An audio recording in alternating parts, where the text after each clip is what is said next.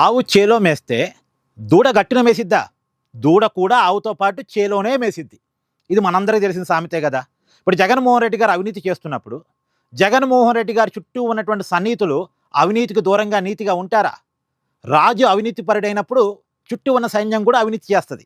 ఎవరి చేతనైనంత, ఎవరు దండుకోగలిగినంత వాళ్ళు అవినీతి చేస్తారు. ఇప్పుడు జగన్మోహన్ రెడ్డి గారి పర్సనల్ అసిస్టెంట్ పిఏ అతను కేఎన్ఆర్ అతని పేరు. అతనికి సంబంధించినటువంటి అవినీతి మొత్తం బయటకొస్తుంది. జగన్మోహన్ రెడ్డి గారు అధికారంలో ఉన్నప్పుడు జగన్మోహన్ రెడ్డి గారి అపాయింట్మెంటు, ఆయన షెడ్యూల్స్ మొత్తం చూసింది కేఎన్ఆరే. కేఎన్ఆర్ ఒకప్పుడు సాక్షిలో ఎంప్లాయ్ అట. అతని జీతం 15,000 అట.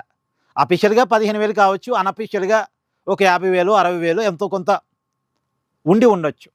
తర్వాత జగన్మోహన్ రెడ్డి గారు అధికారంలోకి వచ్చిన తర్వాత జగన్మోహన్ రెడ్డి గారి పిఏగా మారిపోయాడు. కడప జిల్లాకు సంబంధించినటువంటి వ్యక్తి అట. సరే గవర్నమెంట్ అఫీషియల్‌గా ఇచ్చేటువంటి జీతం ఓ 1,00,000, 1,50,000, 2,00,000 వరకు ఉంటదేమో. అదిగాక జగన్మోహన్ రెడ్డి గారి అపాయింట్మెంట్లు, షెడ్యూల్స్ చూస్తున్నాడు కాబట్టి జగన్మోహన్ రెడ్డి గారి అపాయింట్మెంట్ కోరేవాళ్ళు ఎంతో కొంత ఈ పిఏకి ఇస్తుంటారు. మహా అంటే ఒక 4-5 కోట్ల రూపాయలు తన అధికారంలో ఉన్నప్పుడు సంపాదించుకోవచ్చు, వైసీపీ అధికారంలో ఉన్నప్పుడు. కానీ ఏకంగా 40 కోట్లకు పైగా సంపాదనని ఇప్పటికీ ఆంధ్రప్రదేశ్ లిక్కర్ స్కామ్‌ని విచారిస్తున్నటువంటి సిట్ గుర్తించింది. మళ్ళీ గుర్తించింది ఎంతో తెలీదు. గుర్తించింది అయితే 40 కోట్ల రూపాయలు. ఇంకా కనపడింది, గుర్తించినది ఇంకేమైనా ఉంటే తెలీదు ఇప్పటికైతే.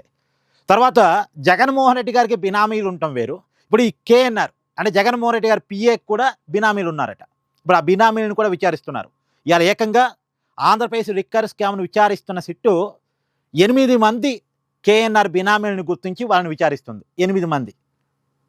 వాళ్ళలో వైసీపీ అధికార ప్రతినిధి శివశంకర్ రెడ్డి వీళ్ళంతా ఉన్నారు. ఈ కేఎన్ఆర్ అవినీతి రేళ్ళు ఒక్కొక్కటి బయటకు వస్తున్నాయి. ఇప్పుడు విజయవాడలో హుండై షోరూమ్ 51% దాంట్లో రాపించుకున్నాడట. మామూలుగా 51% వాటా గనక రావాలి అంటే 10 కోట్లకు పైగా చెల్లించాలట.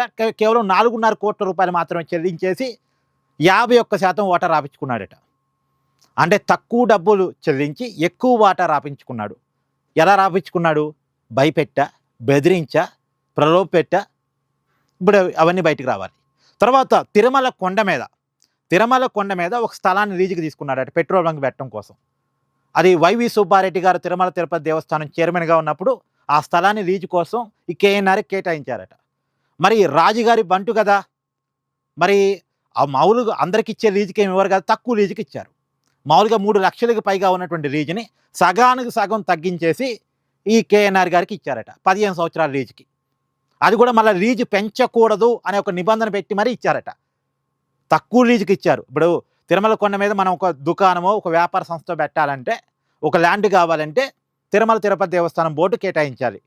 దానికి సంబంధించినటువంటి లీజు ఆ వ్యవహారం అంతా చెల్లించాలి. కానీ తక్కువ లీజుకి, అది కూడా లీజు పెంచడానికి 15 సంవత్సరాల పాటు అవకాశం లేకుండా ఈ కేఎన్ఆర్ గారికి ల్యాండ్ కేటాయించారట. అక్కడ పెట్రోల్ బంక్ పెట్టుకున్నారు కేఎన్ఆర్ గారు. ఇప్పుడు ఈ విషయాలన్నీ బయటకు వస్తున్నాయి. ఇవాళ మూడోసారి మద్యం స్కామ్ విచారిస్తున్నటువంటి సిట్టు ముందుకు కేఎన్ఆర్ గారు వెళ్ళారు. ఇప్పటికీ ఆంధ్రప్రదేశ్ మద్యం స్కామ్లో జగన్మోహన్ రెడ్డి గారి ఓఎస్డీకి తర్వాత సెక్రటరీగా పనిచేసిన వ్యక్తికి ధనుంజయ రెడ్డి, కృష్ణమోహన్ రెడ్డి, తర్వాత జగన్మోహన్ రెడ్డి గారి కంపెనీలో ఆడిటర్గా పనిచేసిన బాలాజీ గోవిందప్ప, వీళ్ళందరినీ కూడా విచారించడం, అరెస్ట్ చేయటం, జైలుకి పంపించడం. ప్రస్తుతం వాళ్ళంతా బెయిల్ మీద ఉండటం మీ అందరూ తెలుసు. ఇప్పుడు లేటెస్ట్గా జగన్మోహన్ రెడ్డి గారి పర్సనల్ అసిస్టెంట్. మళ్ళా ఇప్పుడు వైసీపీ ఏ పరిస్థితిలో పడిందంటే జగన్మోహన్ రెడ్డి గారి పిఏని జగన్మోహన్ రెడ్డి గారి పిఏ అని చెప్పుకోలేని పరిస్థితి. ఇప్పుడు మామూలుగా జగన్మోహన్ రెడ్డి గారి పర్సనల్ అసిస్టెంటు ఈ కేఎన్ఆర్, జగన్మోహన్ రెడ్డి గారి అపాయింట్మెంట్లు, షెడ్యూల్స్ మొత్తం చూసేది ఎత్తున్నాయి. కానీ ఇప్పుడు ఏమని రాస్తున్నారు వాళ్ళ సాక్షి పేపర్లో, సాక్షి మీడియాలో అంటే వైసీపీ పొలిటికల్ అసిస్టెంట్ అట. ఒక రాజకీయ పార్టీకి పొలిటికల్ అసిస్టెంట్ ఉంటారండి? ఈ వైసీపీ పార్టీ పొలిటికల్ అసిస్టెంట్ అట ఈ కేఎన్ఆర్ గారు.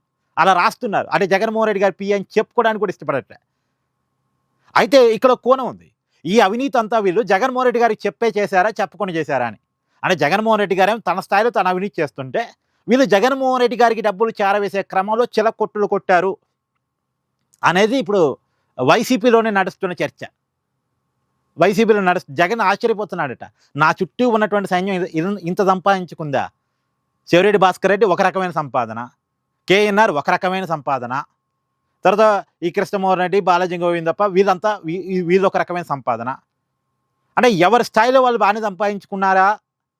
నేను ఇచ్చిన బెనిఫిట్స్ కాక, నేను ఇచ్చిన పదవులు కాక వీళ్ళు వేరే వేరే రూపాల్లో కూడా ఇలా సంపాదించుకున్నారని జగన్మోహన్ రెడ్డి గారు కొంత ఆశ్చర్యానికి గురవుతున్నారు అనేది వైసీపీ పార్టీలోనే నడుస్తున్న చర్చ. మరి రాజు అవినీతి చేస్తున్నప్పుడు చుట్టూ ఉన్న సైన్యం చేతులు ముడుచుకొని కూర్చోలేదు కదండి.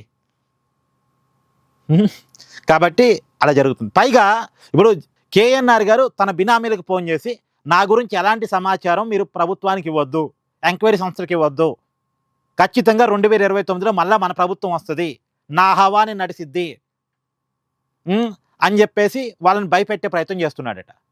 మొబైల్ ఫోన్లు అన్నీ కూడా పగలగొట్టండి, కొత్త ఫోన్లు కొనుక్కోండి, పైగా ప్రలోభ పెట్టమట. మీరు మిమ్మల్ని బినామీలుగా పెట్టుకుని కొంత ఆస్తిని పెట్టాను కదా, కొంత మీకు ఇస్తాను, మీరేం భయపడకండి, మందే గవర్నమెంట్ వస్తుంది అని వాళ్ళందరికీ ఫోన్ చేసి చెప్తున్నాడట. సిట్ ఈ విషయాన్ని గుర్తించే ఇలా ఏకంగా ఒకే రోజు 8 మందిని పిలిపించి విచారిస్తూ ఉంది అనేది ఇలా మీడియాలో వార్తల్లో కూడా అదే వస్తుందిగా. సో ఏది ఏమైనా ఆంధ్రప్రదేశ్ మద్యం స్కామ్ ఇది చాలా కీలకం అండి. నేను మిగతా అవినీతి కంటే ఆంధ్రప్రదేశ్ మద్యం స్కామ్ని ఎక్కువగా ఎందుకు హైలైట్ చేస్తానంటే ఇది జనాన్ని చంపుతూ చేసిన అవినీతి. జగన్మోహన్ రెడ్డి గారి పరిపాలనా కాలంలో ఏ మద్యాన్ని అమ్మారో మీ అందరికీ తెలుసు కదా. ఆ మద్యం వల్ల ఎంతమంది చనిపోయారో మీ అందరికీ తెలుసు కదా. ఎంతమంది లివర్లు కిడ్నీలు పోయాయి, ఎన్ని కుటుంబాలు రోడ్డును పడ్డాయో మీ అందరికీ తెలుసు కదా. అంటే ఒకవైపు నాసిరకమైన మద్యాన్ని ప్రభుత్వ మద్యం దుకాణాల పేరుతో అమ్మి, మోనోపోలీ మార్కెట్ ఏర్పాటు చేసి మరి అమ్మి, ఆప్షన్ లేకుండా తాగటానికి బారసైన వాళ్ళకి ఈ మద్యాన్ని తాపించేసి డబ్బులు దండుకొని జనం ప్రాణాలు తీసి దానికి సంబంధించినటువంటి స్కామ్. అందుకనే ఈ స్కామ్ని మనం ఎక్కువ హైలైట్ చేస్తాం. సో జగన్మోహన్ రెడ్డి గారి పర్సనల్ అసిస్టెంట్ లీడర్ మీద మీ అభిప్రాయాన్ని కూడా కామెంట్ చేసే ప్రయత్నం చేయండి. Thank you.